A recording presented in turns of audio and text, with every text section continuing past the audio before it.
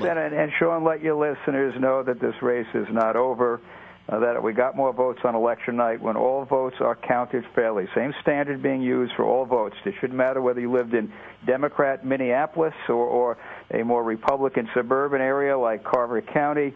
Those votes have to be counted using the same standard. We believe that the Supreme Court of Minnesota will ultimately make that judgment, but it will be made, and we're going to prevail. So I want to make that very clear. All right, tell us how we got here, because you were arguing that as many as 4,800 absentee ballots were wrongly rejected and should be counted.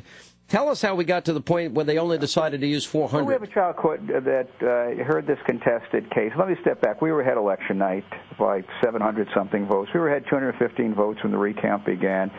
Canvassing board got into the process of opening up absentee ballots that had previously been rejected.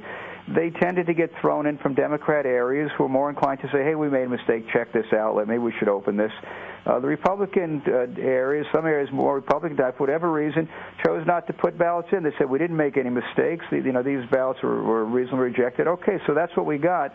But once we started opening up ballots, Sean, you got to use the same standard. And so, if I got 180 ballots in Carver County, which I think I got over 65% of the vote, and they're rejected because the judges looked and they saw that the witness to the person who signed the ballot, that wasn't registered. That's a rejection.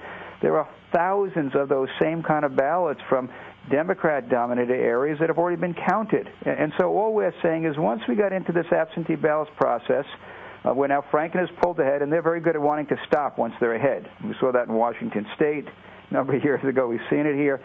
We have thousands of ballots that are similar, exactly the same to ballots that have already been counted.